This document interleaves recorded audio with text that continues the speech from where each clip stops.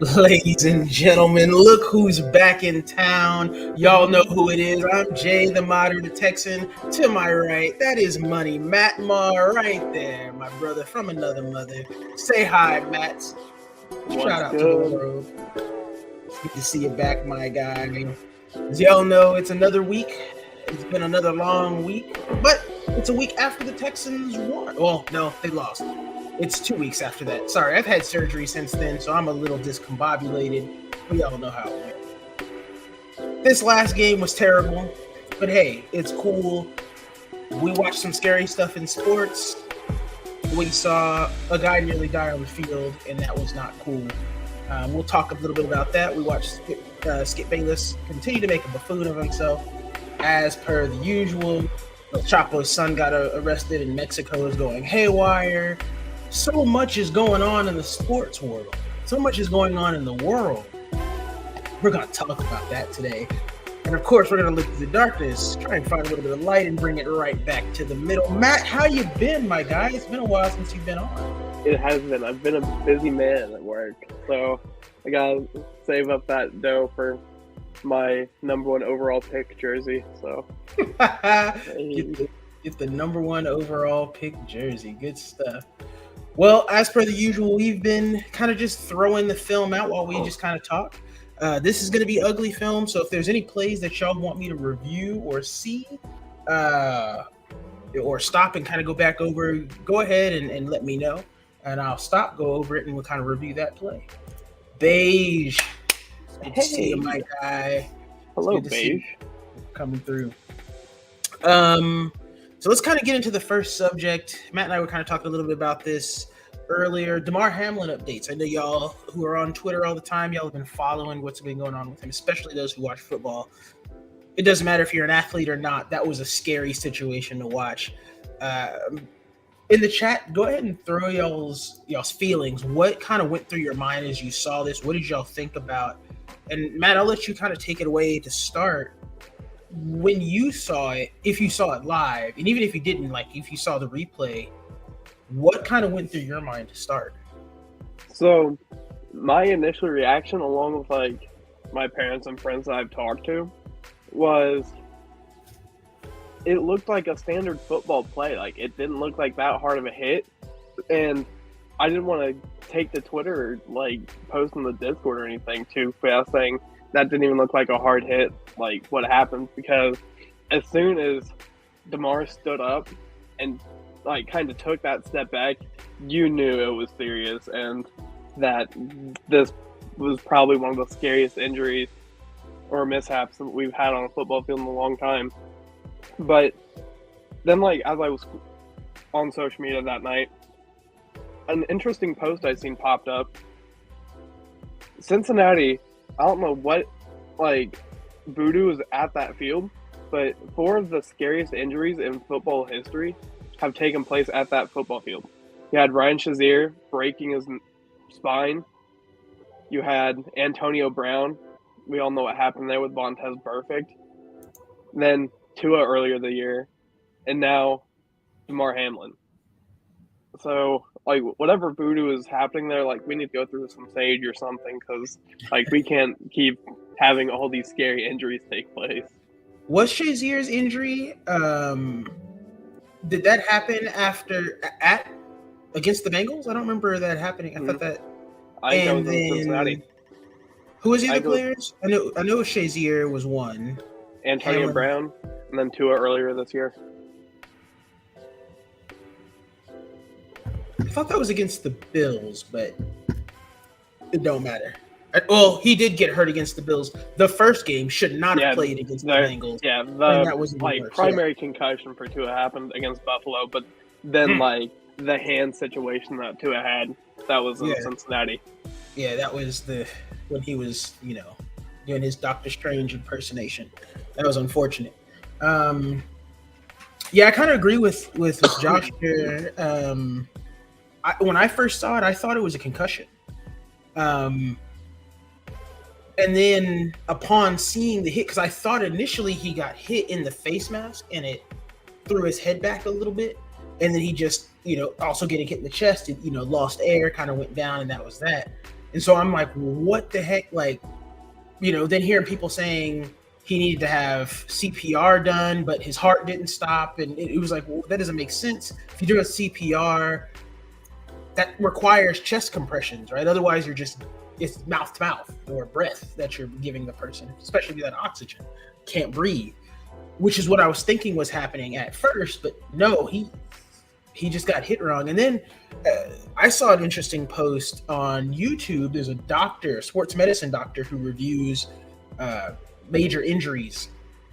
And he talked about how it was just an unlucky thing. He got hit at the wrong place at the wrong time.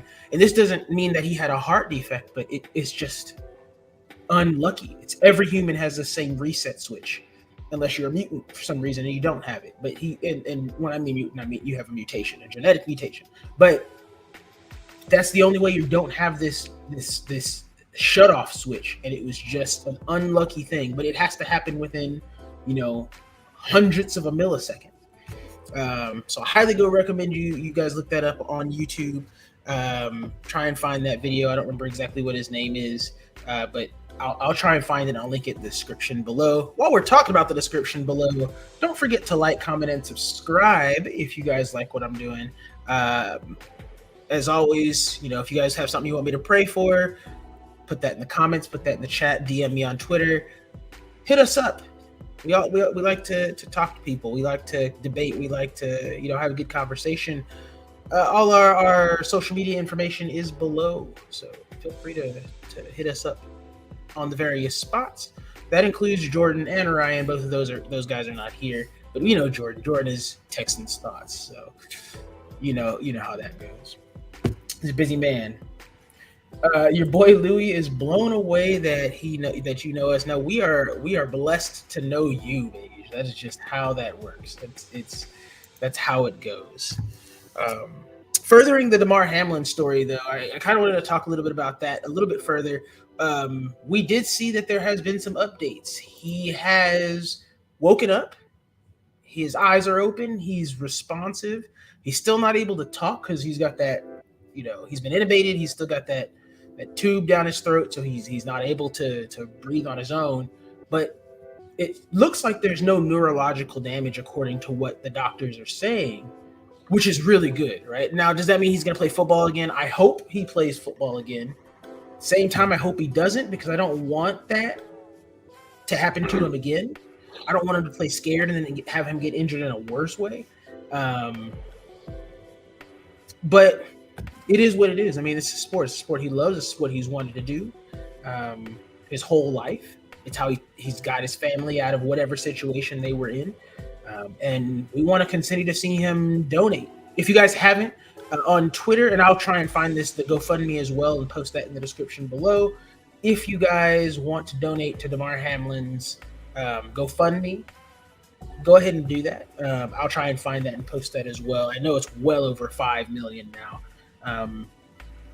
But yeah, Matt, any things that you've kind of heard about that as well? I know we were kind of joking earlier. Yeah.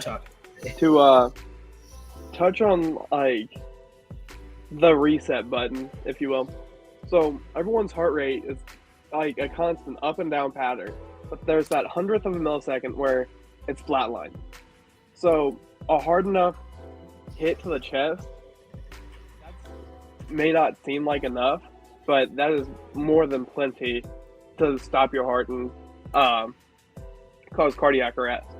But then another thing that, speaking of, if Damar Hamlin is going to be able to come back and play football, what about T. Higgins? That man has, from what I've heard, has not left the medical center until he was confirmed that Damar was going to pull through and he was going to be okay.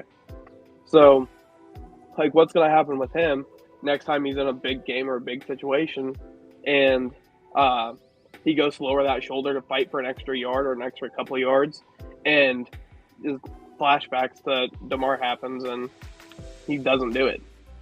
He doesn't, I don't want to say put the team first, but depending on how hard you play, that could determine your spot in the NFL, and like that could be your next payday. So like you always have to continue fighting, but like this is going to take a mental toll on T. Higgins for sure. Yeah, I agree. I don't think people talk about T. Higgins enough, right? I think there is no blame to go to T. Higgins. This is a football play, right? He was doing a normal move. Like there is, as Deja's saying here, there's no one to blame here. Like it's literally a freak accident. This is something that is a 1 in a million chance to happen. And it just so happens that it happened with Damar Hamlin and T. Higgins. That's it. That's all we get. That's all we know.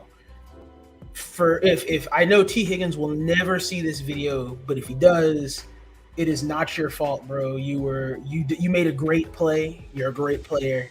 Keep doing what you do. But yeah, I know I have been seeing this as well. Hamlin's family has been wanting the donations to go towards the hospital's charity as well. If you guys can do that, I be like Bill's Mafia. Donate as much as you guys can. Willie, good to see you, my guy. As I'll reiterate, whatever you guys thought about the Damar Hamlin situation, drop that in the chat. Any questions you guys want me to go over, drop that in the chat. If you guys see a play that you want me to review, drop that in the chat. I got it for you. We'll continue on with that. Yeah, back to Damar Hamlin though. I do wonder a little bit about the NFL though. This kind of brings that same discussion that we had with Tua Tagovailoa up when he got concussed and decided to, do the finger dancing like Doctor Strange. That situation is another situation in which the NFL messed up, right? Again. And in this situation with Damar Hamlin, they messed up again. 5 minutes. And we're going to give you guys 5 minutes, and then we're going to go ahead and let you guys play again, right? Shouldn't the players, shouldn't the teams, shouldn't the fans, shouldn't everybody kind of be like, yo, well, hold on, we almost just witnessed something that was crazy, or we did witness something that was crazy. We can't, like, we're not in the mindset to play. We're not in the mindset to continue on with this. Good on the coaches. Good on Zach Taylor. Sean McDermott. Yeah, Sean McDermott as well to kind of come together and say, yo, we're not in the right mental space for this. So kind of going on with that, Matt, what do you think? What could have been done? What could the NFL have done differently here to help with this? And I do have something on what Josh is saying. I actually kind of have an idea. Go on. I'm not gonna say, because like the 5 minute thing was kind of bizarre considering what happened, but if, like the extent of like that game and the magnitude of it, and we knew how serious the injury was, but we didn't know for certainty like whether it was just going to be like, okay, get him off the field and like maybe he'll be back, maybe he won't, most likely not. But in the press conference I watched both Sean McDermott's and Zach Taylor's. Coaches kind of met up and it was going to determine what they were going to do. Sean McDermott said that he's not in the right headspace to coach the game and he needs to go be at the hospital with Damar, which good on them to cancel the game, and I honestly hope that they just keep this game as no contest, because I don't see, like, yes, this is a big game, but it's not worth a player's safety. So I say just rule it no contest. It doesn't count as a win or loss. Just let it be. Yeah. It's kind of a struggle though, right? Because not only did that have some fantasy implications, which is essentially, legalized sports betting, it also had some playoff implications, right? Because could the Bengals have jumped the Bills in that game? right? If they win that game, do the Bengals jump the Bills? I think they do actually for that second spot. So if it's a no contest, it counts as a tie, and I don't think the Bengals have the opportunity to jump them any further, especially if they both win, unless the Bills lose. So I'm not sure how that kind of works out. Is it fair? I think that's the fairest thing, the no contest bit. I think that is the fairest thing that you can do, and I'm all for that. But yeah. I don't know what else the NFL could have done, but I do. Here's kind of the thing that bothered me. The NFL came out and they said, we didn't say the 5-minute thing was true. Well, then my question is, where did it come from? Right? So Joe Buck and Troy Aikman in the booth were the ones reporting the 5 minutes, right? I think it was Lisa Salters was down on the field. She was reporting that as well. What's his name from ESPN there? Adam Schefter. He was reporting that as well. So there was a bunch of people. Were they all wrong on that? Right? At the moment, were they all wrong?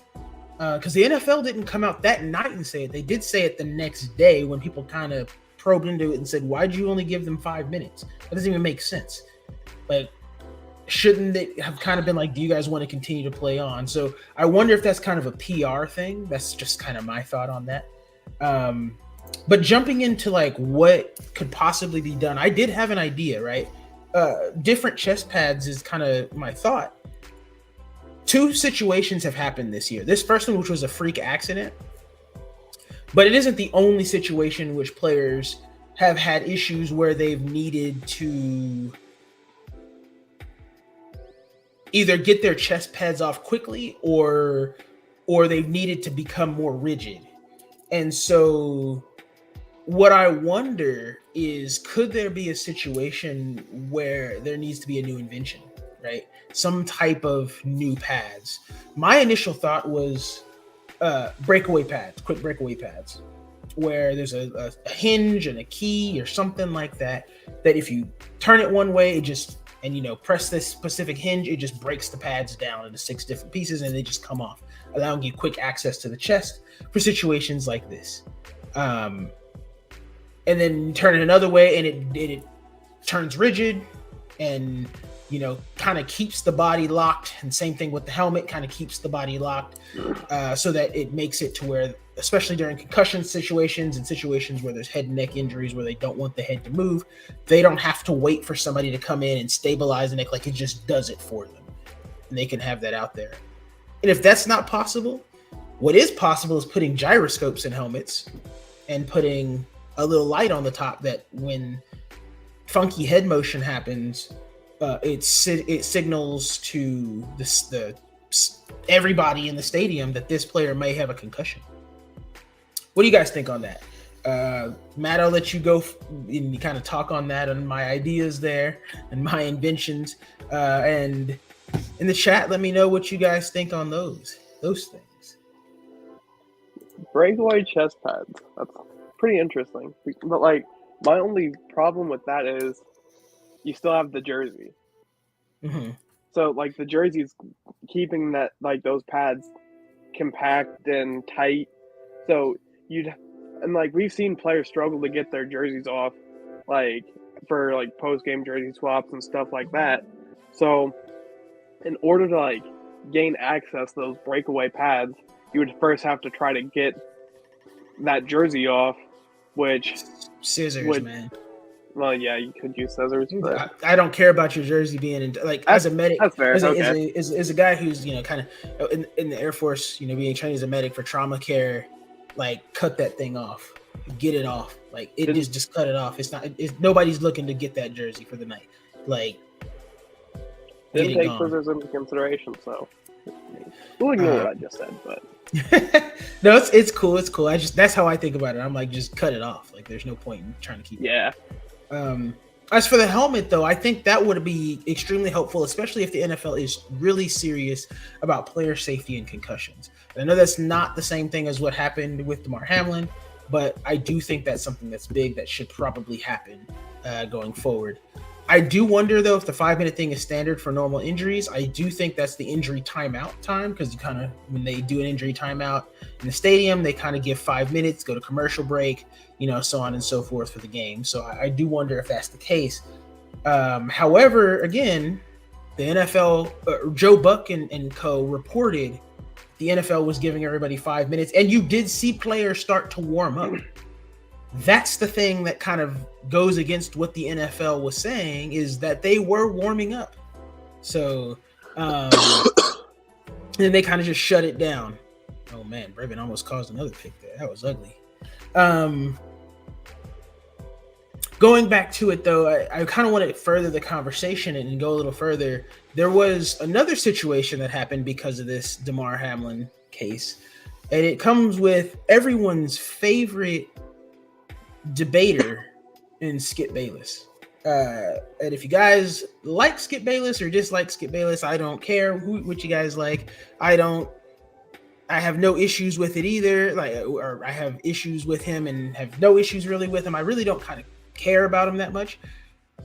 But he tweeted out at the end of the game, and I want to make sure I get this right and say it word for word. He tweeted out, no doubt the NFL is considering postponing the rest of this game, but how? This late in the season, a game of this magnitude is crucial to the regular season outcome. Now, here's where most people stopped reading, because it took up most of the tweet, right? And I will admit that I stopped reading as well, and I even tweeted on this saying, hey, I understand what you're trying to say, Skip, but you can't, this doesn't matter, right? The game doesn't matter. Human life is at risk. Right? Be better. The reality, though, is that's not where the tweet ended. The tweet ended with an ellipse, a space, an ellipse, another space, and which suddenly seems so irrelevant.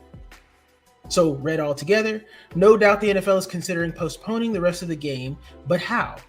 This late in the season, a game of this magnitude is crucial to the regular season outcome, which suddenly seems so irrelevant. So a lot of people got on Skip Bayless because of his insensitive nature there. And I know he's done a lot of other insensitive things, try and talk to Shannon Sharp and call him trash, even though he's got 3 Super Bowls and is a Hall of Famer, and one of the best at his position of all time, period.com, right? This guy's insane. Outside of all of that, that tweet was misconstrued horribly by everybody. He might have tweeted it badly. He might have been able to do better, but the reality is that was misconstrued. So I do think Skip is owed a little bit of apology for that, because there was nothing he did wrong. However, he's under fire for this. Do we think he should be under fire for this? Matt, what do you think? And people in the chat, go ahead. Be under fire for that tweet. So, my stance on the Skip Bayless tweet is he's not wrong. It was a big game, big words I'm trying to use that. Well, but my problem is if he would have put out a couple tweets prior to that tweet, or even rearranged the order of his original tweet, putting Damar Hamlin's health and safety in check first, and then brought up the magnitude of the game, I feel like he wouldn't have went under so much scrutiny. But the fact that it was kind of tasteless, you're right, Beige, but the fact that he thought about the game more than a human being's life is rather tasteless. But I think that's under the scrutiny, but I don't think he should be fired, or he needs to be put in check, like a lot of people do every now and then. Yeah, I do think though that's the misconstrued nature of the tweet, right? Is that he's saying, again, no doubt the NFL is considering postponing the rest of the game, but how? This late in the season, a game of this magnitude is crucial to the regular season outcome, which suddenly seems so irrelevant, right? There's that bit in there that it's turning all of that on its head, right? And all our reading comprehension we should be able to get that pretty quick, right? All of that stuff that he just mentioned before is now irrelevant. That's what he's saying. It doesn't matter. Because now he never said it's because of Damar Hamlin's life, but that's kind of incurred in there, right? That we kind of think about it like that.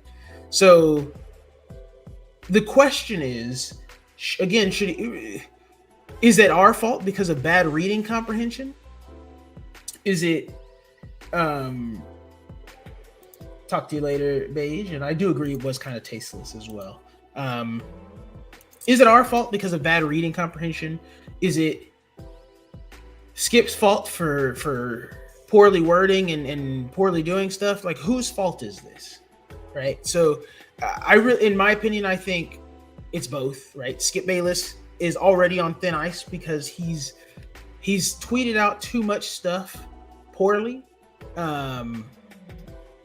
And he's done too much. He's burned all his bridges already. That's the problem with Skip Bayless. But I also think it's our fault because we can't read for whatever reason. Good move by Davis Mills there to that's my QB1. Yeah, he's this year's QB1. We'll say that. But yeah, it makes you wonder, like, why this was, as that should have been a block in the back. Ooh. Okay, Dara. All right. But yeah, it makes you wonder, like, was this actually as bad as it could have been, or would have been, or should have been? Is it as bad as it should have been? And that's kind of the question of the hour. And I think it was far worse. We made it worse than it really was. It really should have been, hey, yeah, his tweet kind of enraged people to start, but after rereading it wasn't as bad. It should have died down and been a nothing story. What should be the story is the day after, in which Shannon tried to go out there and have a monologue and Skip interrupted him. And that's kind of the whole thing. But we don't want to get into that because this is not a undisputed I didn't even see that interception by Desmond King. Good play there. We'll review that here in a little bit. You didn't get to watch this whole game because I wasn't there and I was not feeling that great. But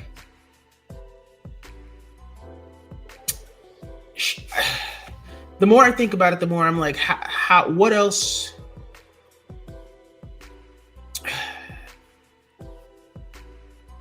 I don't know what else Skip could have done differently besides be less Skip Bayless, which we know he's not going to be. I don't know what else to say to that. But let's jump off of the Skip Bayless train because we're not an undisputed show. We are a show that talks about the Texans and talks about football. To end the Damar Hamlin quick side subject here, prayers for Damar, prayers for his family, prayers for T. Higgins, prayers for the Bills, prayers for the Bengals, and prayers for all those fans who were there and those who are watching. That was a tough sight to see, not only as a former athlete, not only as a fan, not just as a person. That was just tough. No one wants to see someone die or nearly die in front of them. That's not something you want to see. And in all seriousness, Damar, get better. I want to see you back out on the field again. And I want to see you succeed. You had your shot, and you still have a shot in front of you. I pray you get out there as quick as you possibly can. All right, off to the tape real quick. Let's look at this play. I want to see how this kind of broke out. So looking at it to start, we got 3 out wide. It looks like we're in kind of man coverage here with, I think this is Jonathan Owens right here. I think that's him. I can't tell who this is. That might be Eric Murray. Is that Eric Murray? Who is this? Steven Nelson. Okay. Yeah, so down there. For some reason, Petrie's not in on this play. It looks like we've got front four. Harris and Kirksey are in, and then we've got 5 DBs: Tavierre Thomas, Desmond King, Steven Nelson, Eric Murray and Jonathan Owens are in, and then our normal front four. Looks like right here is Agbo Nkoronkwo. That's Jerry Hughes. Ooh, I can't quite tell whose number that is. Is that Lee Collins or Addison? I think that's Roy. Oh, yeah, it is Roy. And I don't know who this one is right here. Thomas Booker, maybe? Or Malik Collins? Let me back that up. No, that might be Malik Collins, I think. So we've got that in. We've got a 3 wide receiver set. It's actually 5 wide going on here. That's crazy. They're trying to spread the Texans D out. The problem is the Texans secondary is probably the strongest unit on the team. So this was a mistake to start. Let's look at what he sees. So initially, he's probably going to see something in a Tampa 2 thing. Yep. Middle of the field comes open. It looks like we've got, if he's leaving over here, and Desmond King seems to have this cut off already. I don't know who Trevor was throwing that to. Is he throwing that here? He was throwing to the nearest blue jersey. Yeah, it looks like he's throwing to Zay Jones, who has actually beat Tavierre Thomas, and he's in a pocket of space. And this is designed to put pressure on Desmond King here. The better throw actually probably would have been over here to 17. Because that would have burned us for 6. Because Eric Murray is not looking at his man. Because this is Jonathan Owens' man. Right here. This is where he should be looking, and he's not. So he would have been burned on that. And this is just a play designed to put pressure on these 3 players right here. And it worked. Unfortunately, Trevor decided on this throw that he was more Davis Mills than Trevor Lawrence, and he overthrew Ingram, I guess? Or was that Zay Jones? I couldn't quite tell.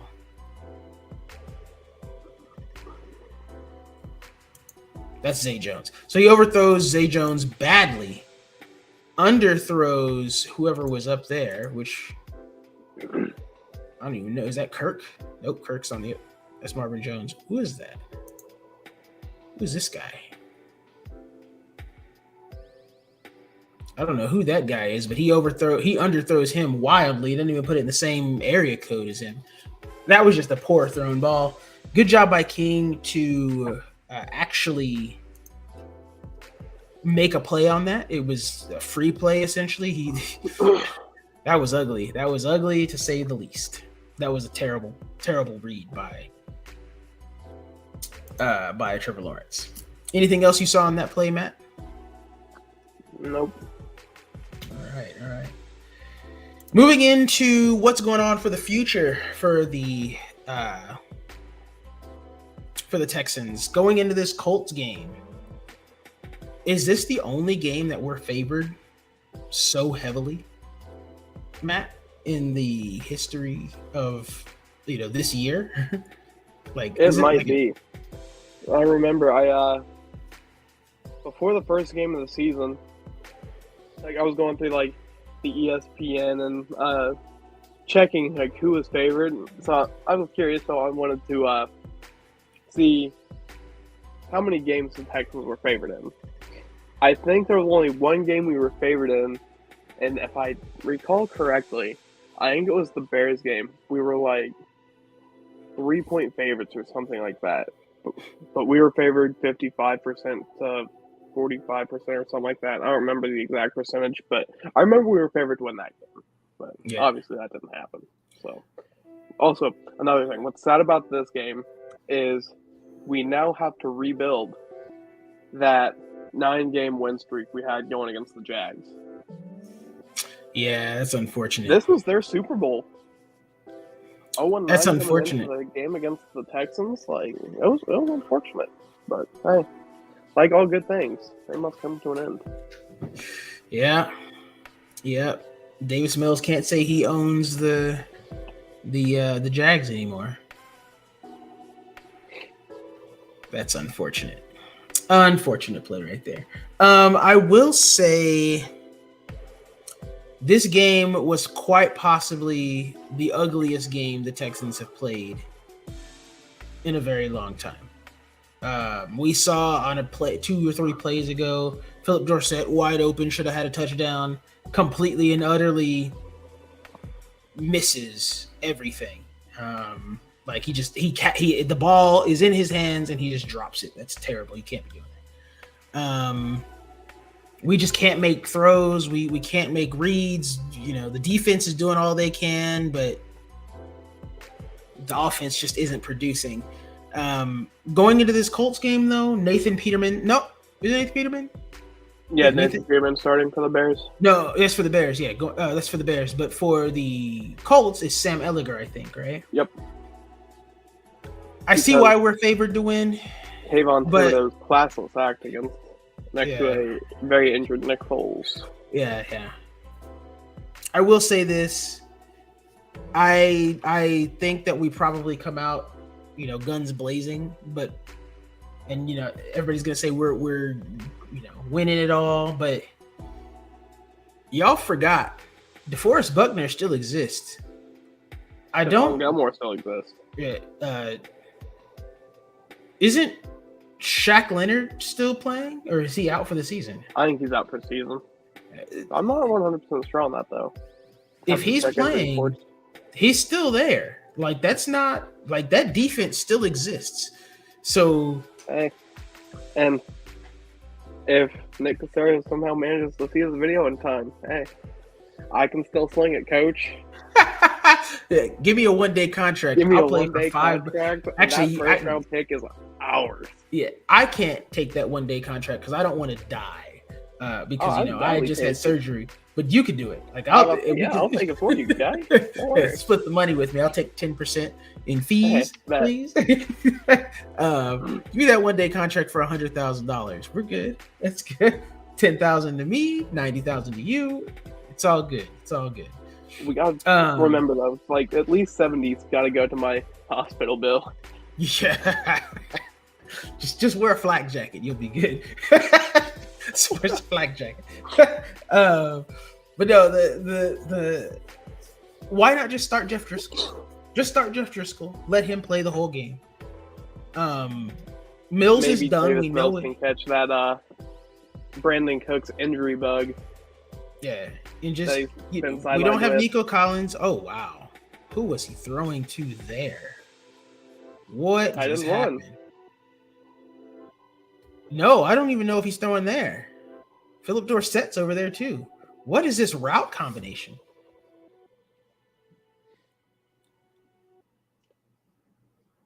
Someone messed up. Someone broke up early or late. I don't know what happened there. But that's terrible. Yeah, granted that wasn't a very good route combination. I can list at least 3 or 4 players that can make that throw right there. Yeah, Davis Mills can't even make that in Madden. And back to Madden, to the Davis Mills subject real quick. Timeout. No. Davis Mills can't. I have played. Go ahead. You're not very good at Madden. All due respect. I haven't played you in Madden. You probably don't want to play me in Madden because I'm what you would call a cheater, apparently. that's what my friends call me. But like, all Madden is if you can move the ball in one set, but have a number of plays in that set that work moving the ball, you're going to be successful against any defense. And that's what I did. I found one formation that I can move the ball. So I got crossers, I've got posts, I've got corners. Like, I've got it all. I've got a killer inside zone. So anytime I play my friends, I always just use this one offensive formation, and I'm a cheater all of a sudden. So, but hey, it is what it is. I won't expose your formation because I probably run the same thing. And yes, I'm not very good at Madden defense, but offensively, I can move the ball. I know what I'm doing. But yes, Davis Mills. Back to Davis Mills and Madden. I have dotted fools up and down fields with Davis Mills and Madden. So have you done it by throwing sideline passes? I have. Because when Davis Mills, the computer, throws sideline passes, they're always out of bounds. Because that's how Davis Mills does. I had this dirty play where a post and a corner cross each other, so one of those routes is always wide open. and I'm just dotting pools up and down the field. Davis Mills all day. Like, the main reason I bought a Davis Mills jersey, Jay, I remember you watched me play this game. Yeah, because you had 6 touchdowns. I had 6 passing touchdowns and like 500 yards on the game with Davis Mills. I won on a sideline deep ball to Brandon Cooks. Yeah, So, but try and do it about when Davis it's Mills and Madden, but that man is a Madden cheat code. No, he's not. He's terrible. He's a Madden cheat code. He's so bad. He's so bad. But Madden got it right. What his weaknesses are, what his strengths are, is that he can throw the ball in the middle of the field. He's very good at that. What he's bad at is corners. He's very bad at corner routes. And that's what we've watched all year. Anything that's to the sideline, anything that's not to Nico Collins and 10 feet in the air, that's just, he's not going to hit it. For whatever reason, he's just not accurate enough. Will Bryce Young fix that? Will CJ Stroud fix that? I don't know. Not Mills, but fix that issue. I don't know. I hope so. But while we're talking about those 2 quarterbacks, let's have a nice little conversation here about who you would take, Bryce versus CJ. Now, before you get into it, there has been lots of talk about we should take Bryce because he's generational talent and he's extremely good and he's better than CJ and A, B, C, D, and E, right? Is he significantly better? And this is where I want Jordan and people who've watched him play, watched the film, to jump in and talk to me on this. Let me know if I'm wrong or right. Is he significantly better in various things that CJ does? Or is he marginally better? And by marginally, I mean a few points. Half a percentage point better in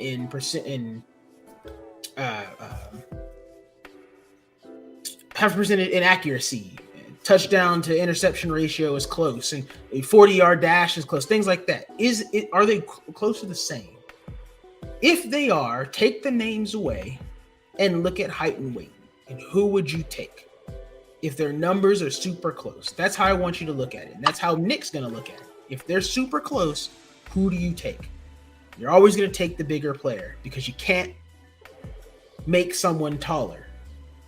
You can't add height to their game. But what you can add is size. It also goes back to that Victor Wembanyama thing. But what do you think, Matt? Let's talk about Bryce and let's talk about CJ. So, who do you take? Me personally, I'm still on the Bryce Young train. That could be me still a little butthurt about what CJ Stroud was doing to my Georgia defense, but we'll table that for another time, maybe, or sometime later. But Bryce Young, there's just something about him. He's an assassin on the football field. He's always calm, cool, and collected. He's poised in the pocket. He's poised out of the pocket. He's as cool as a cucumber when there's monster SEC defensive linemen and edge rushers crashing down on top of him. It's incredible to watch. But like everyone, my main concern about him is the size. But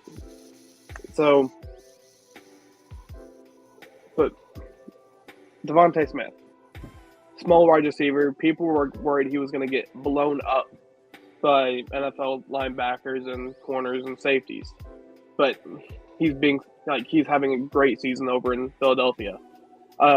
Steph Curry, coming out of high school, and I know very different sports, 2 very different positions, kind of, because position-wise, quarterback is just pretty much the point guard of the football team.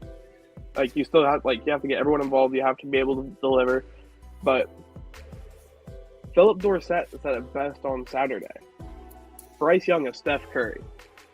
If Bryce Young has half of the potential of what Steph Curry turned out to be for the Warriors, I will gladly take that on my football team.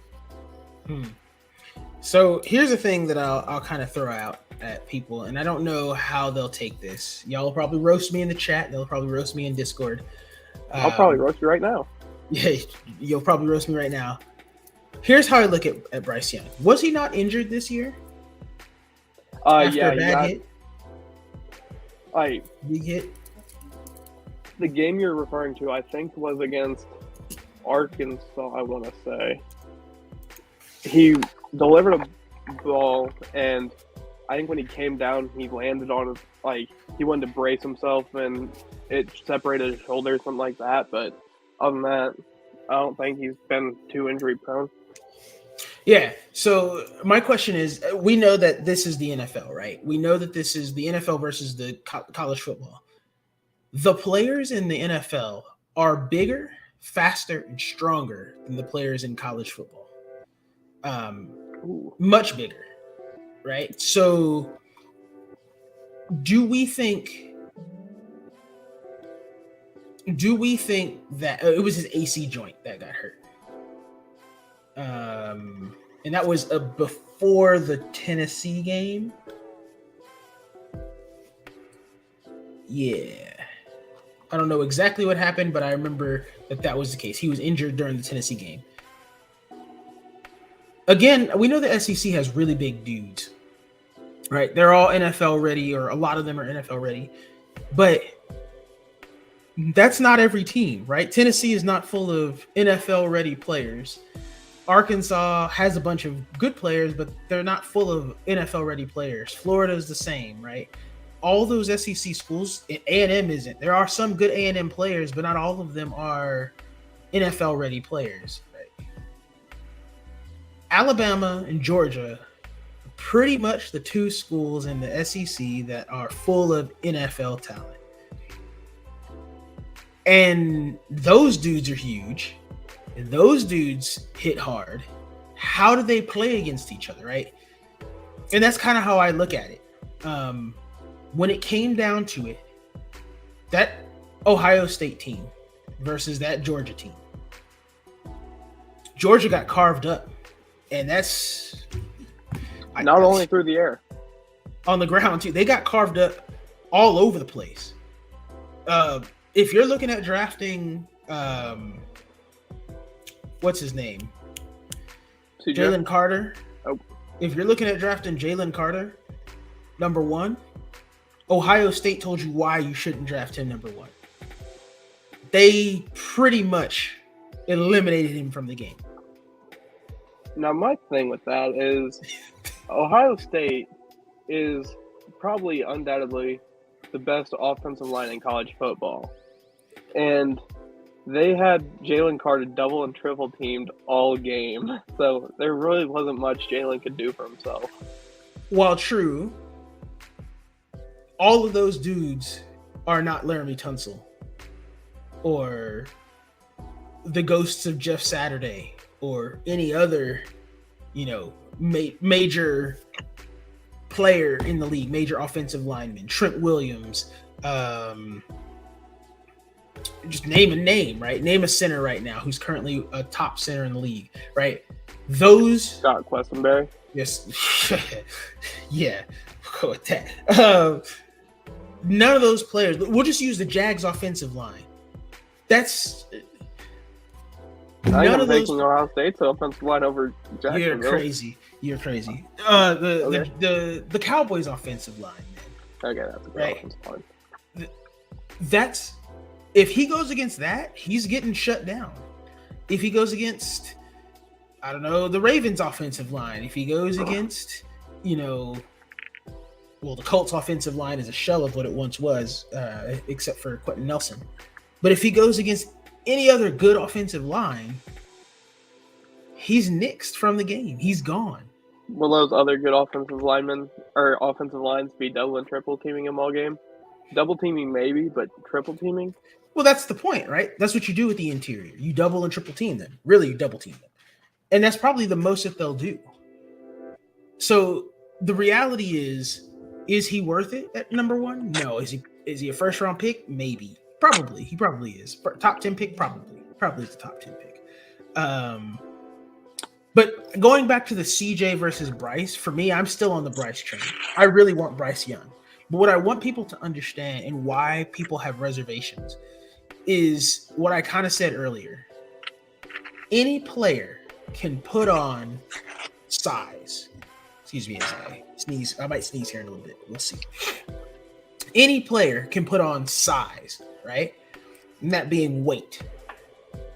But no player can add height. Once they've reached their height is reached. Like, that's it. They're not getting any taller. So what offensive-minded coaches or offensive coordinators or quarterbacks coaches have to do when they're running those plays and creating those plays in the playbooks is they have to look at their quarterback's height and determine, based off of that size, what plays can they do straight as they are and what do they have to modify to give this player throwing lanes. Look at that run by Davis Mills. Who needs Bryce Young or CJ Stroud? He looked kind of quick there, I won't lie. He looked quicker than Matt Schaub ever did. Let's look at that one more time. Look at that. Still faster than Deshaun Watson. Faster than Deshaun Watson, he said. Look at that takeoff. Man. He was as fast as snails there. That was so quick. But, kind of getting back to it. I can't put height on Bryce, right? So if I'm in Madden, right? Let's talk about Madden, right? If I'm creating a playbook in Madden, and let's say I want everything to be out of the I form. I want everything out of the I form, out of the single back I form. If I'm doing that and I have all my plays based off of that, what do I need to do to give throwing lanes for my crossers, for my slant outs, for my if you're using the Texans playbook, for my PA crossers, for my the halfback halfback angle. Post, I think is what halfback angle. Like what do I have to do to make those throwing lanes open up for him, right? And now when I look at CJ, what do I have to do to make those same passing angles? Do I have to do a lot? Well, no, he's 6'2", 6'3". That the playbook's already made for him. He can do it all already. Bryce, he's not tall, so he has to do some.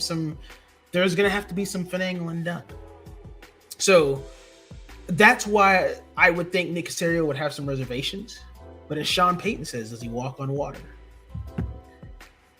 In my opinion, I think Bryce is got all the skills that Deshaun Watson has. This should have been a flag. Should have been a flag. He's down here. This should have been a flag. It's a late hit. I don't know why that wasn't a flag. That should have definitely been a flag. But all that being said, I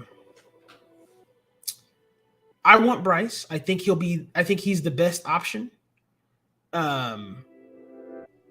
But I do think that Nick Caserio will worry about size. And that's my thought. He's going to worry about the size. And I think the next coach is going to worry about size, the next offensive coordinator. Honestly, let's talk about that a little bit too. When it comes to offensive coordinator, I know people have kind of put together a list, but there's a name no one's floated around that I've not heard. Cliff Kingsbury could possibly be fired at the end of this year. Would y'all want, put this in the chat if you want him. Matt, I'll take your information as well. Do you think Cliff Kingsbury with DeMeco Ryans, not like DeMeco Ryans is the head coach, Cliff Kingsbury as the OC, do you think that would be a good play?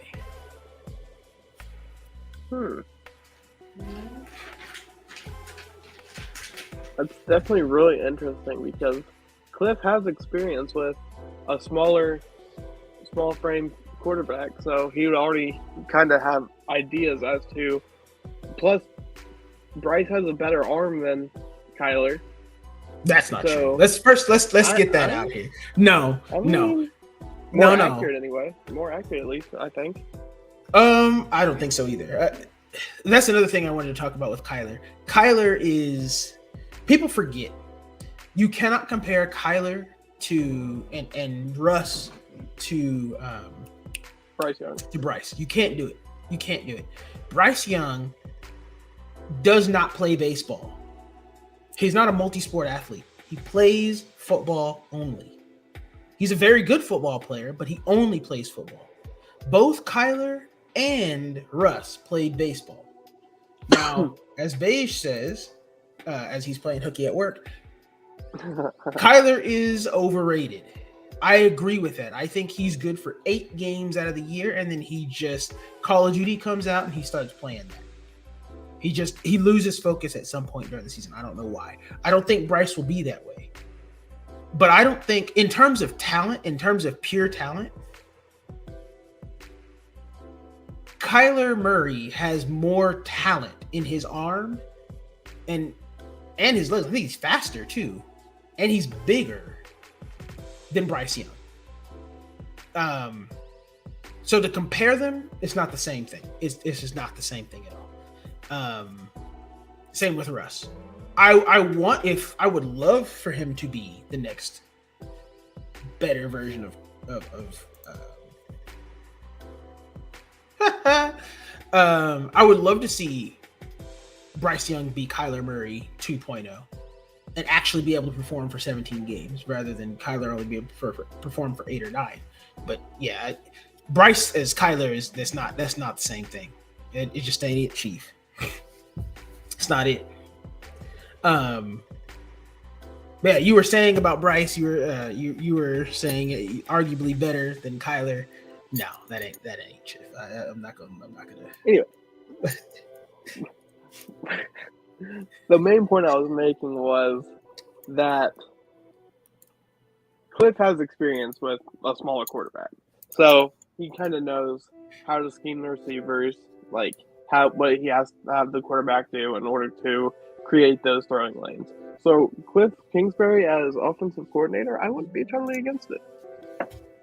Yeah, I don't think so either. What's up, Alpha in the building? Good to see you. I don't know why Joey is where he is. Joey does what he wants to do, man. It would be cool to have his opinion on this because I know he wants very specific people. But I'll ask this. If you guys, Joey's a big Will Levis guy. Yeah, no, yeah, he'd shoot us dead for saying that. What's up, Alpha? We got to play soon, man. We definitely do. I will say this.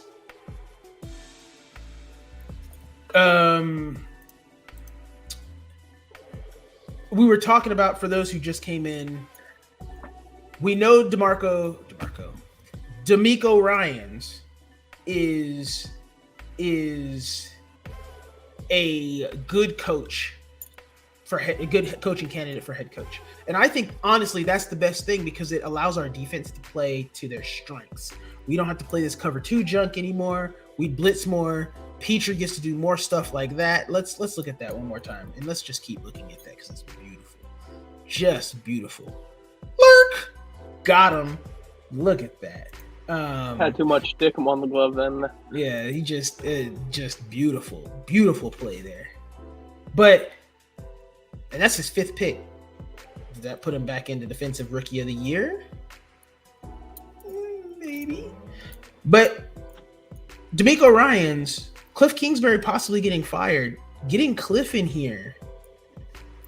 Cliff has had that non-prototypical quarterback. Ooh, I like that. Go for it. 30.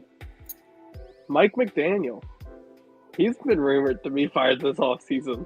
If he gets fired, hire him as a head coach. What he did with Tua Tagovailoa. Yes. Let him do whatever. What he did with Tua Tagovailoa is insane. And let him bring Tua with him if he doesn't retire because of all the concussions. Let him get whatever quarterback he wants.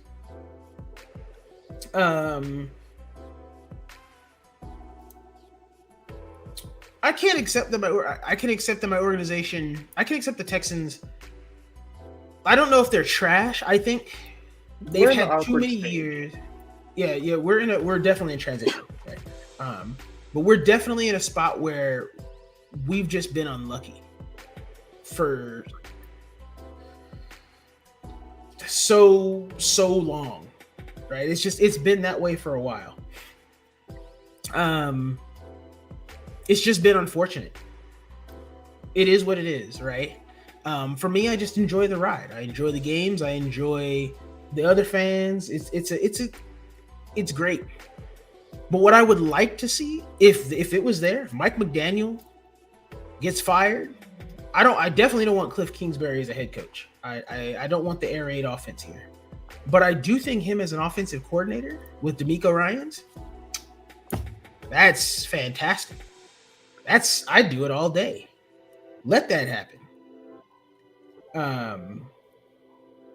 Especially since if we draft Bryce, which I hope to God we can, I don't think the Bears draft a quarterback.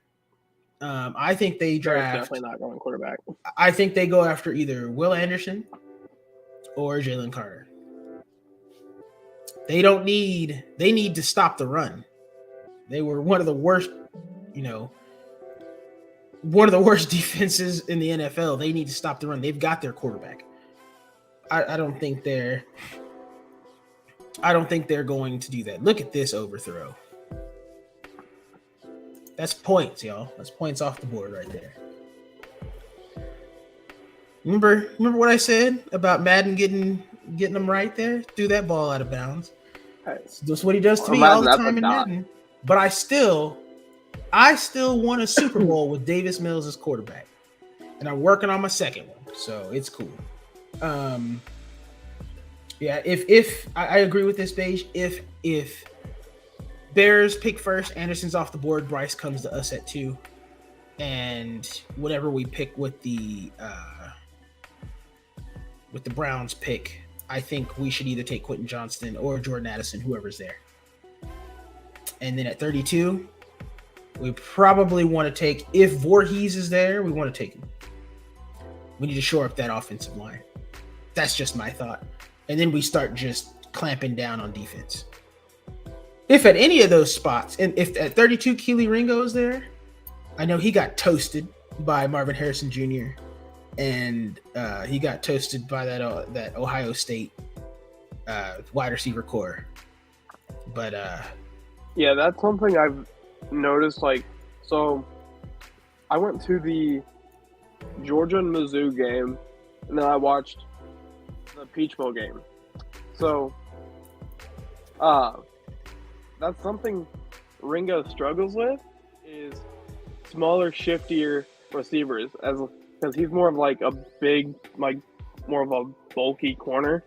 So he'd be someone you're not going to put up against Justin Jefferson, or you're going to leave Justin Jefferson for your Derek Stingley's and or Steven Nelson.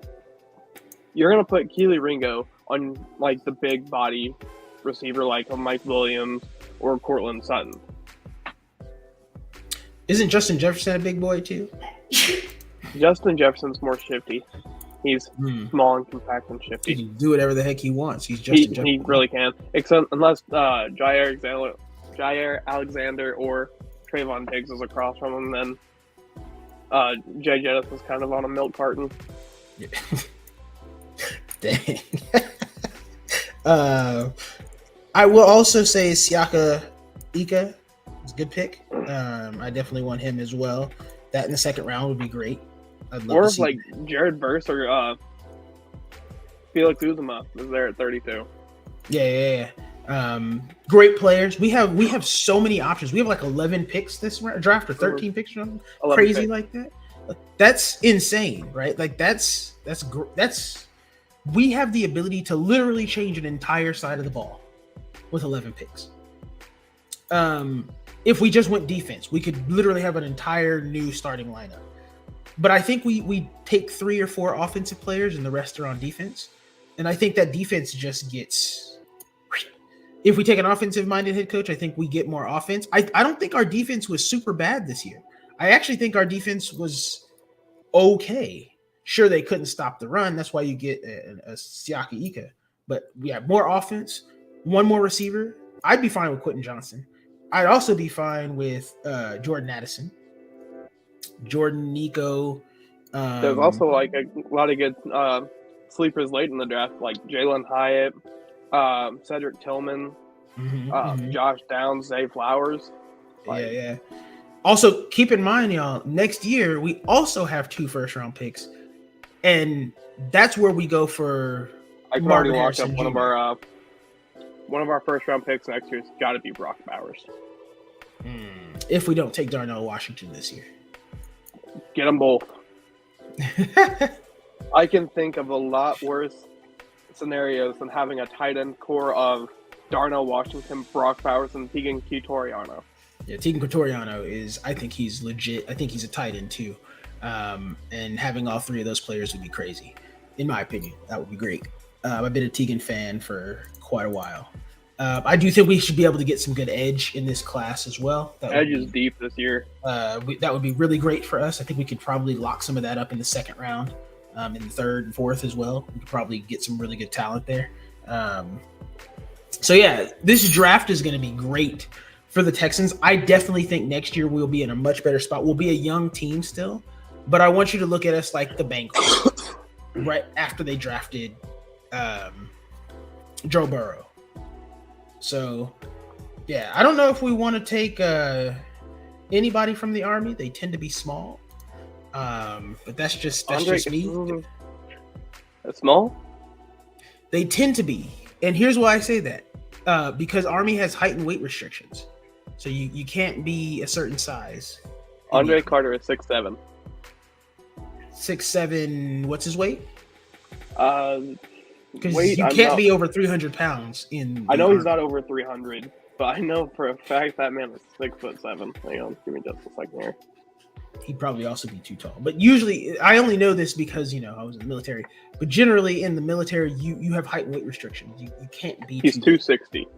Yeah, that's for a 6'7" guy? Yeah. Come on now. See, yeah, he's a little small. Rather small, but hey.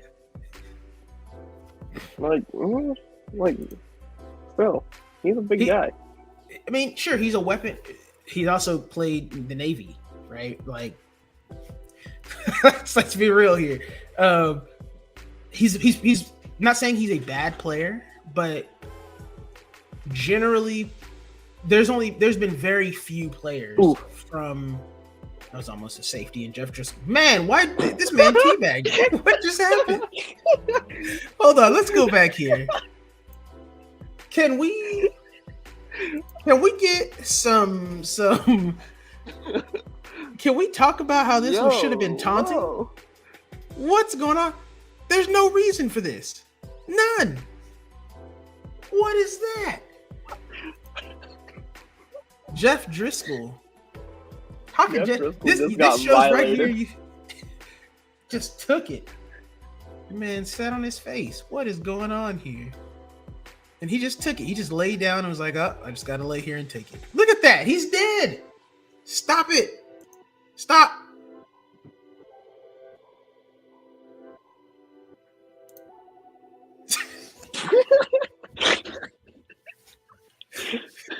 Look at him. Look at him, y'all. He's dead.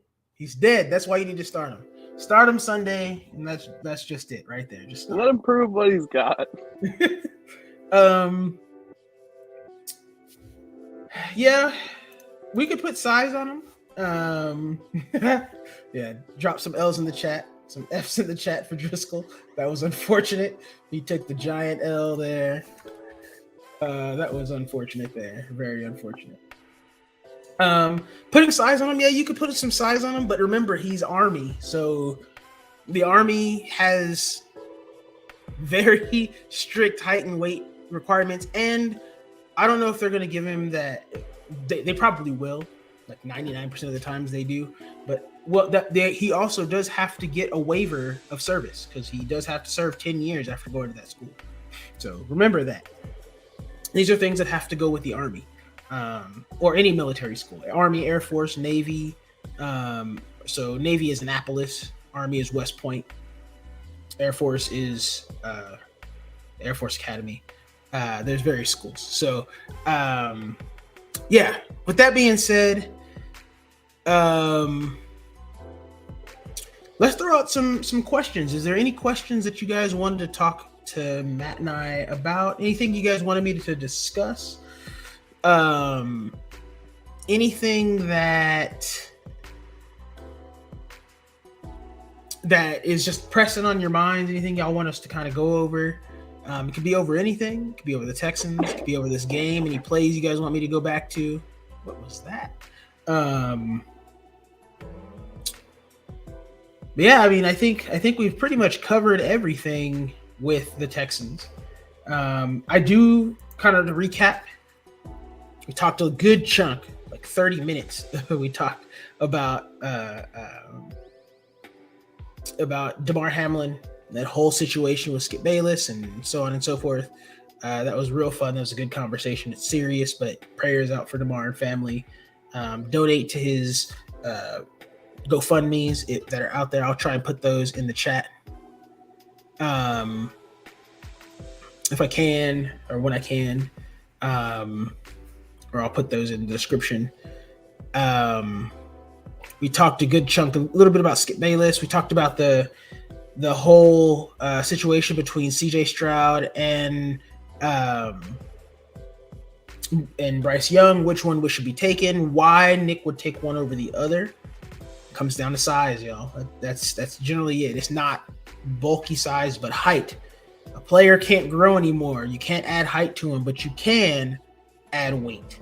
And so you could do that for CJ Stroud, but you can't do that for Bryce. Bryce, you have to scheme a little bit more for. And that's the reasons. These are nitpicky things, but that's how NFL teams are. They're nitpicky. So I still want to take Bryce, but hey, at the end of the day, there's really not a wrong option here. Like, I would almost be okay if, like, the Texans put out a video of Nick on draft night, like, with a dart and just going between Bryce Young and CJ Stroud. Like, I'd almost find that funny and be okay with it. So the other thing that we kind of talked about is coaching. And if you guys like this in the chat, I know Alpha, you might have missed this, but we talked about what would happen if Cliff Kingsbury gets fired. We hire DeMeco Ryans and bring in Cliff Kingsbury as our offensive coordinator. Will people be okay with that? I will post this question in the Discord as well and see what people think. But I think, and Matt made a good point about this. I think that's genius now that I'm thinking about it more.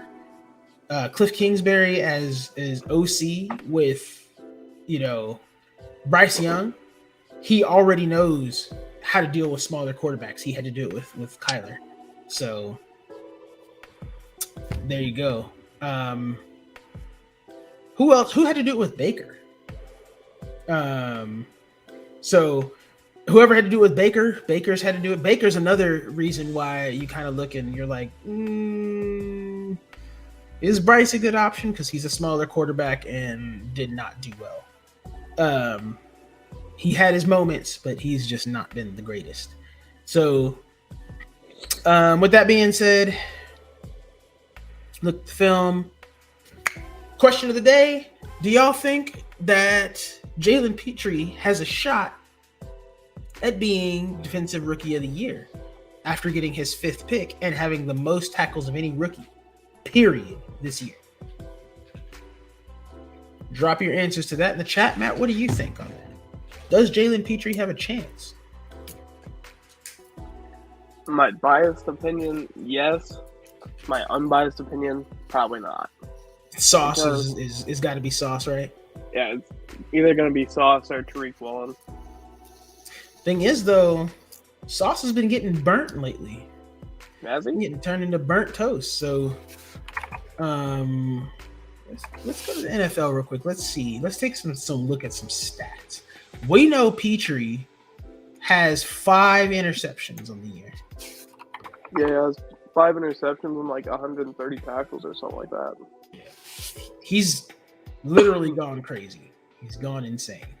So let's look at safety. Jalen Petrie. Have they moved him up or they still hate him? Because Jonathan Owens is not better than Jalen Petrie. I'm looking at PFF real quick, y'all. Apparently, PFF still hates Jalen Petrie. Wait a second.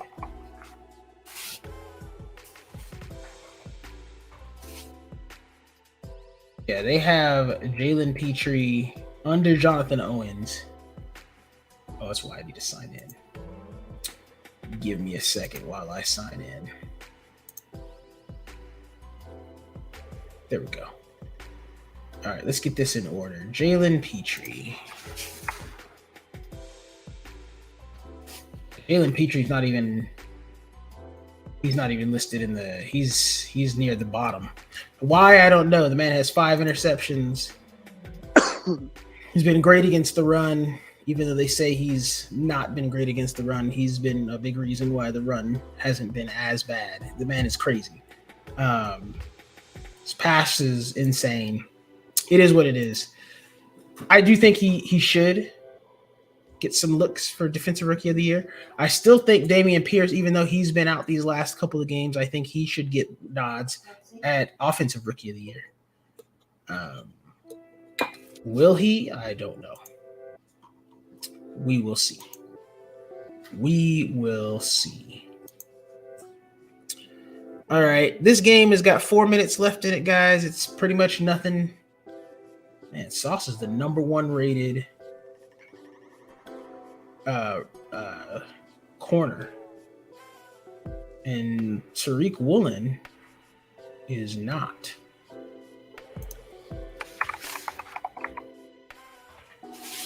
He's number 31.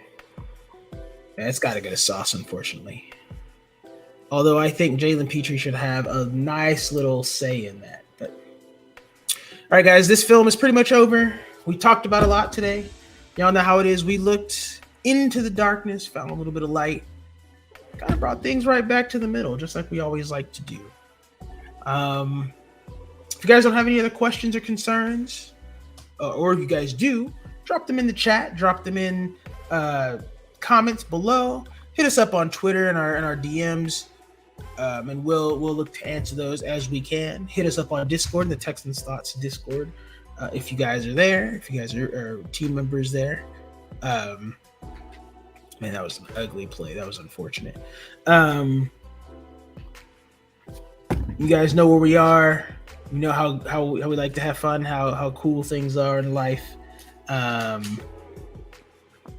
It's good to have you on, Matt. Next week will probably be the last Texans, like full Texans related one, as we kind of break down the film.